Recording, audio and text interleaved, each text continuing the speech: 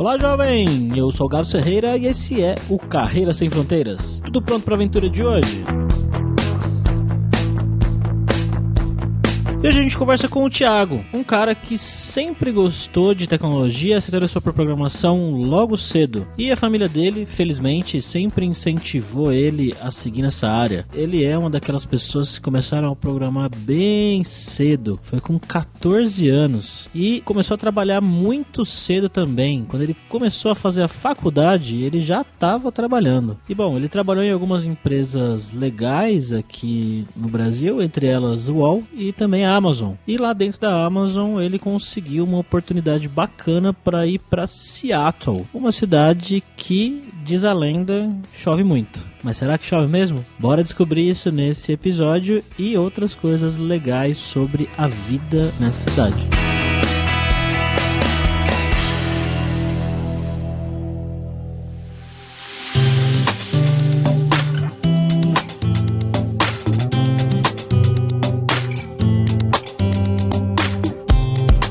E para essa conversa de hoje, como sempre, estamos com ele, o nosso viajante poliglota, Fabrício Carraro. E aí, Fabrício, tá chovendo aí? Cara, não tá chovendo, tá tendo protesto, mas não tá chovendo. Eu acho que em Seattle se pode tá chovendo, hein, Tarjona? Cara, você deu muito azar, porque a chance era boa, mas hoje tá sol pra caramba aqui, apesar do frio.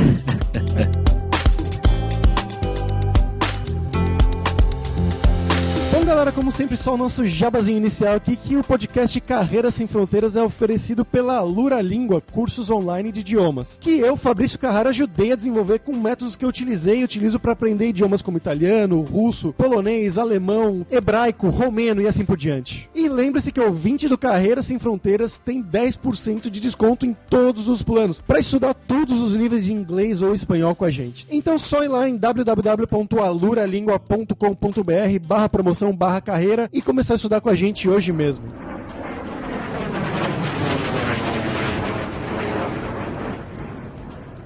Mas bom, começando aqui o programa de hoje, vocês podem ter a ver que eu chamei ele de Tarjona, né? Porque a gente já tem alguma intimidade, a gente trabalhou junto, na verdade, no Brasil. Eu sei um pouco da história dele, mas eu queria que você contasse aqui pro nosso público, pra nossa audiência, de onde que você é, Thiago? O que você fez na sua vida de formação e como que você foi parar em Seattle? Bom, eu sou de São Paulo, morei a vida toda em São Paulo, quando me mudei pra Seattle, mas sempre trabalhei com computação, comecei a me interessar por programação, assim, bem cedo. Logo que eu fui pro colegial, minha família sempre me incentivava a fazer curso técnico, assim, minha mãe principalmente. Eu gostava de eletrônica, queria fazer eletrônica, só que eletrônica só tinha noturno, e aí minha mãe não quis que eu fizesse eletrônica porque era noturno, no primeiro ano do colegial e tudo mais, eu teria que pegar ônibus, e tinha computação à tarde na escola. Ela falou, começa a computação, aí se você não gostar, depois você sai, assim. Aí comecei a computação, isso eu tinha 14 anos, assim, que aí comecei a programar e tal, e aí gostei muito, e foi o que eu fiz, assim. E aí mais pra formação, assim, eu fiz um ano de ciência da computação, mas aí eu fiz uma escola particular, tinha ganhado bolsa e não estava muito contente assim com o curso, e aí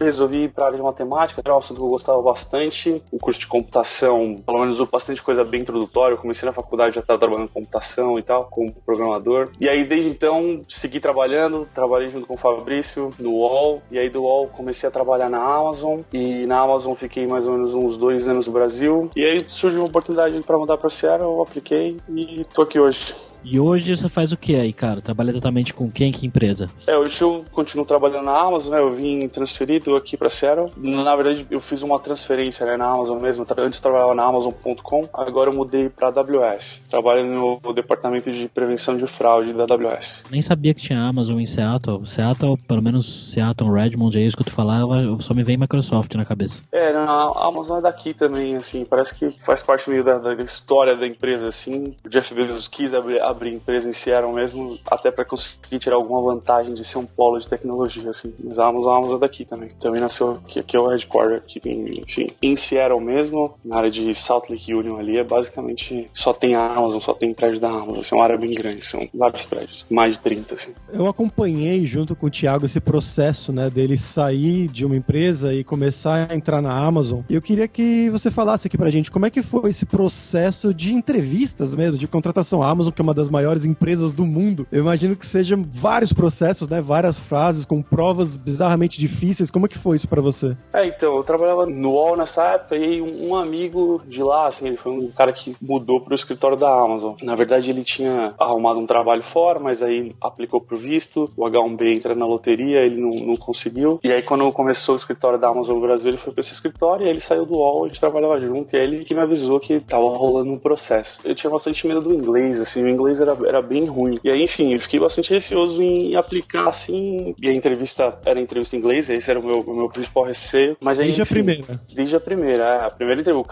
o cara ia te ligar, assim, acho que, na verdade, o cara nem ligava, o cara só mandou um e-mail, assim, ele ligou mesmo na segunda fase, né? Tudo em inglês e tal, mas por e-mail tava ok, mas enfim, eu sabia que se tudo corresse bem em algum ponto eu ia ter que falar. Então esse era o meu principal receio. Mas aí, enfim, tinha alguns problemas no UOL lá, eu resolvi aplicar, assim, meio no impulso. Assim, eu falei, vou aplicar aí, vamos ver o que dá. Aí no começo é uma prova, eles mandam uma provinha, tinha 2 perguntas, eles dão um tempo pra fazer, 1 hora pra fazer. Acho que era mais ou menos isso aí, 1 hora, mas eles falavam que toleravam mais tempo e tal. Os 2 problemas de nível médio, eu diria assim, pelo menos do que tem hoje em dia, se você pegar bastante, enfim, quem dá uma olhada em o que tem de competição, assim, de algoritmo, que é mais ou menos o estilo que essas empresas pedem, pelo menos nesse tipo de provinha, os que eu tive na época eram de nível médio, não eram tão difíceis assim. E aí na entrevista também foi mais ou menos o mesmo estilo. A entrevista, depois que você passa na prova, depois que você é aprovado, tem uma entrevista. Na época não tinha gente no Brasil que podia entrevistar, então foi uma equipe de Seattle, foi pra São Paulo, justamente para fazer a contratação. E a entrevista eram 4 entrevistas, aproximadamente 1 hora cada uma delas. Essas 4 entrevistas eram em áreas diferentes ou por que 4? Em geral, dá até pra você ver assim, na entrevista, em geral as pessoas estão cobrindo coisas diferentes, assim, competências técnicas e não técnicas diferentes em geral.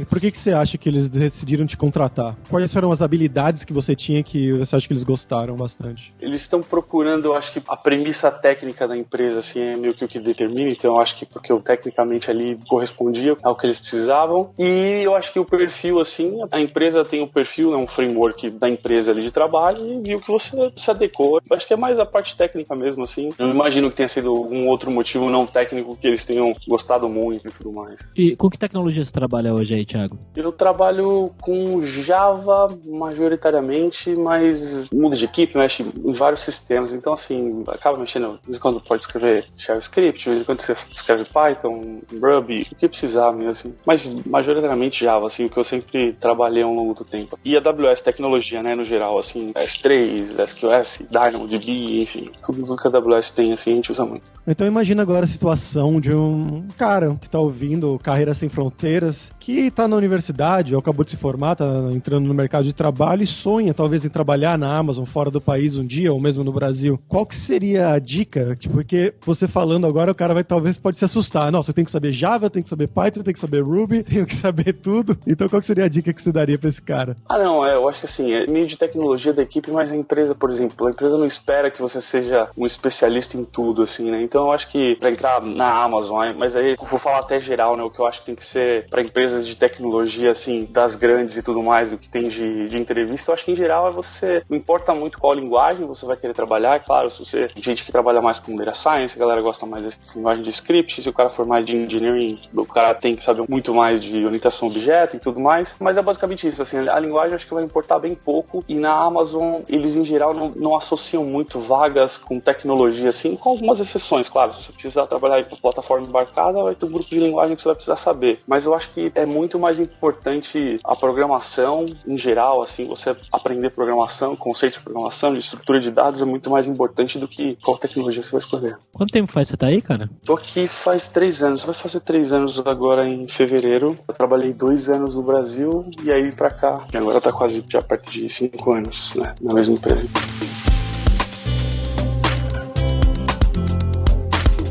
Como é que foi o início aí pra você se assentar, né? Encontrar casa pra morar e tudo mais, aluguel, esse tipo de coisa foi fácil? Acabou até sendo fácil, assim, logo que eu vim pra cá. Eu já tinha vindo pra cá visitar várias vezes, né? Quando eu trabalhava na Amazon, às vezes a gente tinha que vir pra cá trabalho, então eu passava aqui 2 semanas, passava aqui 3 semanas. Então eu já tinha usado um tempo, assim, pra conhecer mais ou menos o lugar, assim, eu já pensava que um dia eu podia mudar pra cá e tal. Enfim, era um processo meio simples pra mudar dentro da empresa, assim. Então eu já comecei a visitar, né, lugares e tal. Então Então, quando eu vim pra cá, eu reservei basicamente uma semana pra procurar casa. Eu era casado, então tinha eu, minha mulher, o meu filho, viemos todos pra cá, então a gente ficou no hotel aqui. Peguei até um hotel, acho que por uns 10 dias, assim. E aí comecei a procurar casa. E uma vez você encontra, principalmente apartamento, que o processo é com empresa em geral, as empresas que gerenciam apartamento, assim, bem rápido pra você conseguir a casa. Você faz o contrato em um dia, como você não tem muito histórico de crédito e tudo mais, você dá uma offer letter falando da proposta que você teve da empresa, uma proposta de trabalho, algo assim. Mas em geral, em um dia você tem um apartamento liberado. No meu caso, demorou 3 dias porque eles precisavam pintar ainda, mesmo assim foi bem rápido. Então o processo é bem tranquilo, assim, pelo menos pra casa, assim, tudo que você precisa fazer de burocracia no começo é tudo bem eficiente, assim, bem mais rápido. E você falou que você foi com a sua esposa e com o filho. Como é que funciona a questão de visto nesse caso? Você vai com visto e eles vão também? Como é que é? O visto que eu vim pra cá transferido é o visto L1. Esse visto é o visto de expatriado, enfim, não sei tanto detalhe disso, eu vou falar mais ou menos o que eu sei. Se você trabalha em uma filial da empresa por mais de um ano fora dessa matriz, ou pelo menos desse país onde está aplicando o visto, que aqui no caso dos Estados Unidos, né? Essa regra faz sentido para os Estados Unidos. Se você trabalha mais de um ano para a empresa, eles aplicam para esse visto L1, que tem 2 tipos, o tipo de especialista e o de executivo. Executivo, enfim, para manager e tudo mais, cargos executivos em geral, e o de especialista para cargo técnico. Então eu vim nesse cargo de especialista. E aí tem algumas coisas que a empresa vai ter que comprovar, que você é especialista em um determinado assunto que ela quer usar, você aqui nos Estados Unidos e tudo mais. Esse visto é o L1. Quando você vem com o L1, a sua esposa e o seu filho vêm com o visto L2. Então eu vim com L1 e minha mulher e meu filho vieram com L2. Ela pode trabalhar, eles poderiam fazer qualquer coisa ou é limitado? Então, é bem melhor estar com o visto L2, né, no final das contas. Porque o visto L1 você tem que ficar trabalhando na empresa que você está vinculado a esse visto. Já o visto L2 você pode fazer tudo, enfim. Aqui você tem que aplicar para uma autorização de trabalho. Aí minha mulher aplicou para essa autorização de trabalho, ela conseguiu essa autorização e hoje ela trabalha num banco. Mas é super fácil, só aplicar para essa autorização de trabalho com o visto L2 e o governo, enfim, em alguns meses você ganha essa autorização e pode trabalhar em outra empresa.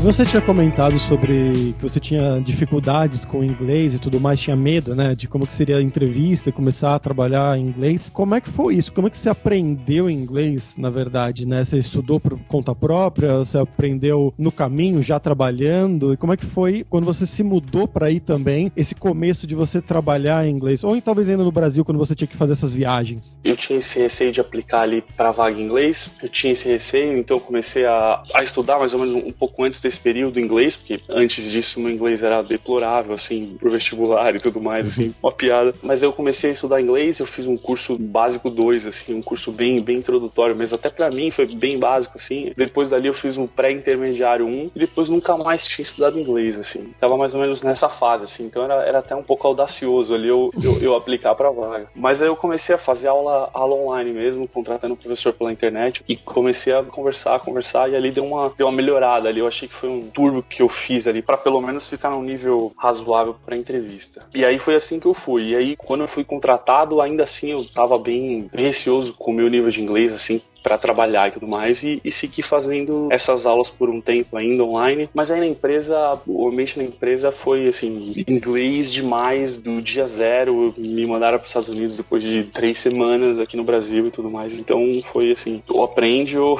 aprende, assim. E aí dali, no começo eu aprendi bastante, assim, no começo tinha várias situações assim que você não entende, e você pergunta de novo e tem que fazer. Para você conseguir o seu trabalho, você tem que perguntar e vai penar um pouco, pelo menos para mim foi essa experiência. Американская фирма Transceptor Technology приступила к производству компьютеров «Персональный спутник». E vamos para o nosso momento viajante poliglota agora com o Fabrício Carraro. E aí, Fabrício, o que você tem de legal para contar pra gente aí de Seattle? Cara, Seattle é um lugar que eu ainda nunca fui, né? A costa oeste dos Estados Unidos, que lá do outro lado, longe pra caramba. O Thiago, inclusive, já me convidou algumas vezes. Pretendo ir algum dia pra lá. Mas a parte mais famosa, ou uma das mais famosas sobre Seattle, essa região ali, é que ela é a terra onde nasceu nasceu o grunge, esse estilo musical, parte, né, do rock, uma subcategoria do rock, que nasceu lá nos anos 90, que teve como as principais bandas mais famosas Nirvana, claro, famosíssimo, do Kurt Cobain, Pearl Jam, do Eddie Vedder, Soundgarden, que é do Chris Cornell, e o Alice in Chains. Então, foi uma cena musical que cresceu ali nessa época na cidade de Seattle e foi para os Estados Unidos inteiro e para o mundo inteiro também, que foi algo muito, muito grande e até hoje. O Pearl Jam tá aí até hoje fazendo show e é uma das minhas bandas preferidas. Soundgarden tava até agora há pouco quando morreu. Então é uma cidade muito conhecida por essa cena cultural, cena musical, essa antiga e também mais nova. Tem hoje um rapper muito famoso, que é o Macklemore, que ele também é de Seattle, então é uma cidade muito cultural nesse sentido. Como é que é a cultura daí? Você tem alguma dica cultural pra gente, Thiago? Aqui tem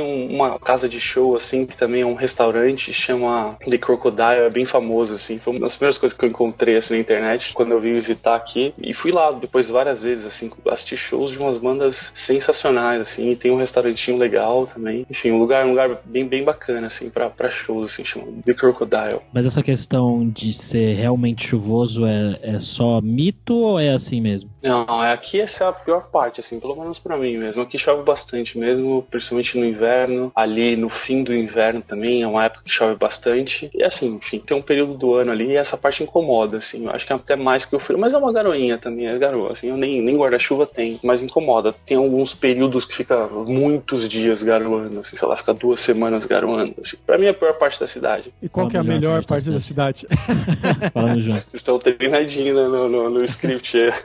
Pô, a melhor parte, a cidade é uma cidade, eu acho que, enfim, o aspecto de segurança, assim, é uma coisa que eu já até fui pesquisar, assim, se era um lugar meio referência, assim, e parece não ser referência nem para os Estados Unidos, até, porque é uma cidade meio grande, assim, mas é uma coisa que eu fico, sei lá, eu como de São Paulo, assim, essa sensação de segurança é uma coisa ainda muito boa para mim, mas eu acho que é meio geral de morar fora, assim, geral do pessoal que vai morar fora do Brasil, né, que é especial de Seattle, assim, eu acho que o verão, assim, embora chova muito, o verão também, tive um verão aqui que teve recorde, assim, foram acho que 60 dias sem chover, e aqui 60 dias sem chover no verão é assim, céu azul abertíssimo, assim, que é bem comum. Então acho que o verão em si era o clima que fica na cidade, assim, anoitece muito tarde, assim, às 10 da noite tá começando a anoitecer, não começando a anoitecer, mas já tá ficando escurinho, assim, então acho que o verão aqui, esse período, o clima da cidade é bem legal.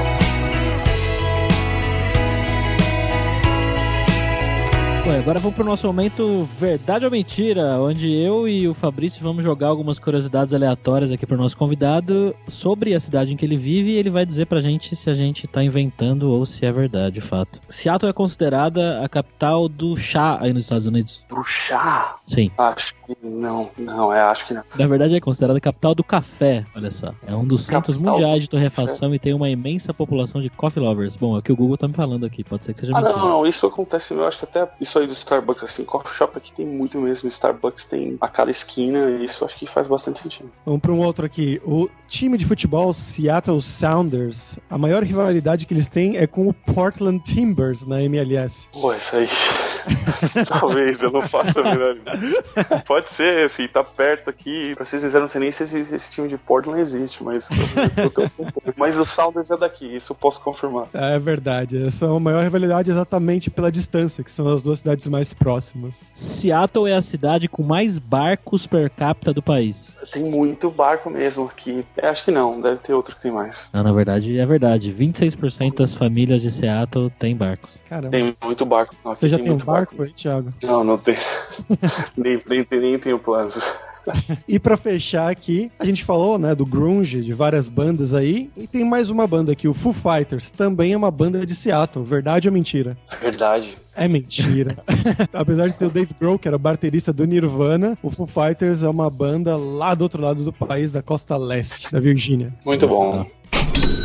Thiago, agora vamos falar sobre dinheiro, cara. Pelo que você falou, você trabalhou em alguns lugares legais aqui em São Paulo antes de se mudar e ir pra Amazon. Geralmente quando as pessoas se imaginam indo trabalhar fora, elas imaginam que elas vão ganhar muito mais dinheiro, que elas vão viver muito melhor. Como que é pra você a questão salarial aí? Vivendo aí, você ganha mais, você ganha menos? A sua qualidade de vida aumentou muito com o salário que você tem aí? Conta pra gente. Então, em termos de grana, assim, em geral, aqui é muito melhor. A área de de tecnologia aqui nos Estados Unidos é muito aquecida, então a competição de salário e tudo mais, acho que é bem... Enfim, o salário é alto mesmo em geral e a competição é forte, então tem bastante oferta de trabalho. Então, no geral, mesmo trabalhando na mesma empresa, aqui é muito melhor em termos salariais, assim. Sobre qualidade de vida é meio difícil, assim, porque acabo, acho que, indo pro excedente, assim, porque no Brasil eu tinha um bom salário, então tinha apartamento, tinha carro também, então, assim, qualidade de vida eu acho que fica parecida, assim, mas aqui de grana eu acho que é muito mais mesmo, assim, uma coisa muito diferente. Nem imaginava, foi bem diferente.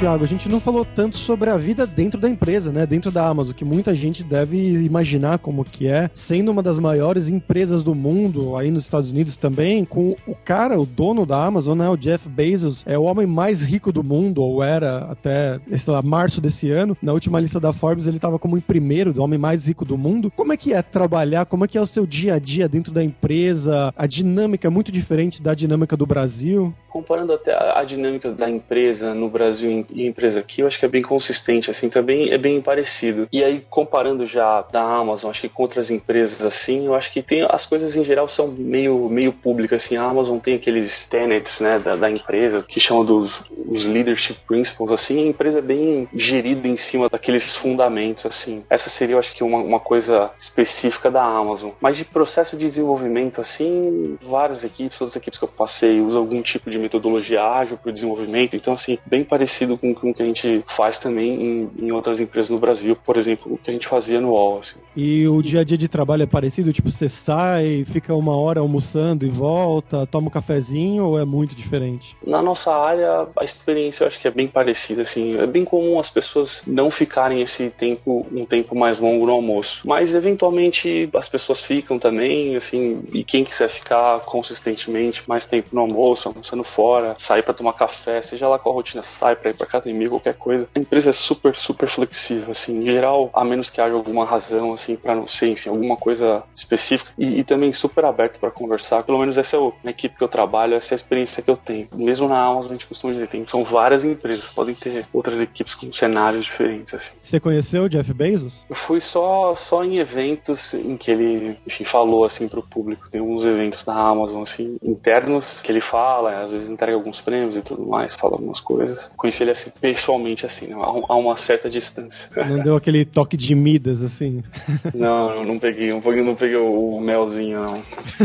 Com relação à amizade com os americanos, cara, você achou tranquilo se relacionar com eles fora do trabalho? Em geral é tranquilo, assim. O difícil é que eu acho que a gente acaba... Por exemplo, eu acabei criando mais um ciclo de amizade, assim, com as pessoas, vários que eu já conhecia até do trabalho, antes de mudar pra cá. Então, assim, eu conheço muito brasileiro. Mas eu acabo me relacionando mais com americanos, assim, enfim, lazer, coisas assim. Eu jogo futebol, então conheço vários americanos que jogam bola comigo. A relação é super tranquila com eles, assim, mas assim, um ambiente ali de amigos e tudo mais ali, jogando futebol e tudo mais, é mais ou menos o que tem, assim. Frequentar a minha casa e tudo mais, é mais brasileiro mesmo. E você foi pra aí que você falou com a sua esposa e com seu filho, né? Quantos anos seu filho tinha? O filho tinha 4 anos quando a gente chegou aqui. E como é que foi pra ele esse começo aí? Então, pra ele, eu até tinha um amigo no Brasil que o filho dele, ele tinha mudado para os Estados Unidos também, na década de 90, e o filho dele tinha mais ou menos a mesma idade, e ele tinha me dado essa dica, assim, que seria tranquilo, assim, colocar o moleque na escola pra ter essa imersão na cultura, assim, enfim, tomar o cuidado ali, claro, pro bem-estar dele, mas que seria bem tranquilo, que ele aprenderia bem rápido, assim. Mas enfim, até você chegar e ver, eu tava bem receoso na época, mas pra ele foi bem o que aconteceu, assim, a gente começou com ele na escola, então o começo na escola é um pouquinho difícil, às vezes pra criança, tá num lugar onde ela não entende nada da língua, as pessoas não entendem o que ela fala, é um pouco ruim nesse aspecto, assim, pra criança, mas criança, só por estar começando em outra escola, às vezes tem um comportamento parecido, então acho que é mais ou menos o que esperar como reação da criança, mas eu acho que na escola mesmo, esse aprendizado é muito rápido, uma vez na escola ali, por 4 meses eu diria que a criança já tá se comunicando super bem, assim, se comunicando efetivamente, já não tendo limitação para ela fazer tarefas básicas e assim, com 1 ano falando inglês excelente, assim. Meu filho fala muito melhor que eu, por exemplo. Já te corrige, né? Nossa, várias vezes. Okay, Houston, we've had a problem here. Houston, we've had a problem. Oh, no! Bom, Thiago, e pra fechar aqui, agora é hora do perrengue, que geralmente a gente pede pros convidados contarem histórias engraçadas, seja gafes, micos ou histórias em geral que aconteceram fora do país. Cara, teve uma vez que eu viajei, eu fui a trabalho, fiz uma viagem a trabalho pra Espanha, tava trabalhando no Brasil, numa empresa antes do UOL ainda, e aí fui pra Espanha fazer um treinamento lá, fiquei uns 2 meses lá e acabei fazendo algumas viagens ali na Europa. E nessa época eu ainda tava naquela época do meu nível do inglês, que era aquele inglês péssimo. E aí eu tava com um amigo lá, ele até achava que falava inglês, mas o inglês dele era mais ou menos no meu nível, assim, pelo resultado prático que a gente teve. E uma das vezes a gente viajou pra Londres, a gente foi num bar, assim, a gente queria pedir uma cerveja, e o bar tava meio vazio, assim, era tipo umas 11 e pouco, assim, da manhã, era um pouco antes do almoço, a gente resolveu tomar uma cerveja. E a gente sentou na mesa, assim, esperando o garçom chegar pra perguntar o que a gente queria beber, aquela interação do cardápio, enfim, aquele inglês daquele nível eu tinha. E aí o garçom chegou, falou alguma coisa pra gente e saiu, assim. E ele nunca mais voltou pra fazer o pedido. E a gente foi lá, falou com ele, perguntou de novo, enfim, mas só que a gente não conseguiu estabelecer a comunicação. No final das contas, o que eu entendi, ele veio na mesa várias vezes, ele falava, explicava, a gente precisava fazer o pagamento antes pra poder pegar a cerveja de volta. Então a gente tinha que levantar da mesa, ir no caixa, fazer o pagamento da cerveja e aí ele podia trazer. Só que pra gente entender isso, ele foi, voltou, foi de novo e foi meio assim, intuitivo. Aí uma hora eu levantei e fui no caixa, aí tudo funcionou, aí eu, enfim, assumi que ele tava falando. Mas ele já ficou pegando cartão, né? Bem isso. Pra mim foi difícil de me entender, era bem difícil entender inglês, enfim, britânico era mais difícil ainda, porque eu tinha menos convivência ainda. Então pra mim foi ali, sei lá, uns 8 minutos pra conseguir pedir 2 cervejas. Por isso que a gente fala, tem que estudar com a Lura Língua, aprender inglês antes de ir pra fora. Olha o jabá. Momento jabá aqui. Eu acho que vale falar também a dica até de aprender inglês que eu tive, assim, o que eu aprendi foi falando muito com o Fabrício ali no dia a dia, ele me dando várias dicas ali, foi assim que esse foi o caminho. Mas dessa história eu ainda nem conheci o Fabrício, tá? Ele não tinha me dado dica nenhuma ainda.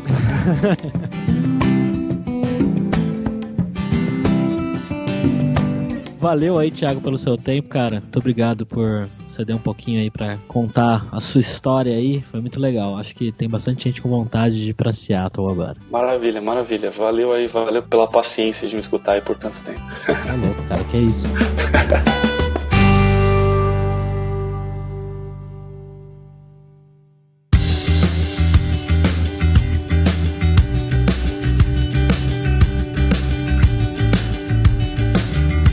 Pessoal, por hoje foi isso lá de Seattle, só pra você. Muito obrigado, como sempre, pela sua audiência e entre no nosso grupo no Facebook, o Carreiras Sem Fronteiras, pra você ter mais dicas sobre empregos, mercado de trabalho no exterior, tecnologia e também sobre a língua inglesa ou algum outro idioma. E não deixe de conhecer a Lura Língua pra você reforçar o seu inglês e o seu espanhol e dar aquela força, tanto no seu currículo quanto na sua vida profissional, bem como o Thiago falou aqui no episódio da importância que foi pra ele pra fazer as entrevistas da Amazon ainda no Brasil em inglês. Então, olha a diferença você fazer uma entrevista mesmo estando no Brasil para uma empresa multinacional, que são geralmente as melhores vagas, né? E só lembrando que o ouvinte do Carreira Sem Fronteiras tem 10% de desconto em todos os planos, então vai lá em aluralingua.com.br e comece a estudar com a gente hoje mesmo. Além também, é claro, da alura.com.br, que tem mais de 900 cursos de tecnologia, tanto nas áreas de programação, que é a área principal aqui do Thiago, que foi desse episódio, que ele trabalhou com Java, já falou sobre Python e também outras linguagens de programação. Tem tudo isso na Alura, além também de marketing, design, business, curso de como você criar o seu currículo para mandar pro exterior. Então com certeza vai ter o curso para você. Então, pessoal, até a próxima quarta-feira com uma nova aventura em um novo país.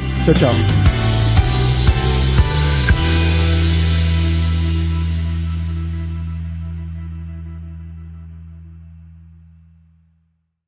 Este podcast foi editado por Radiofobia, podcast e multimídia.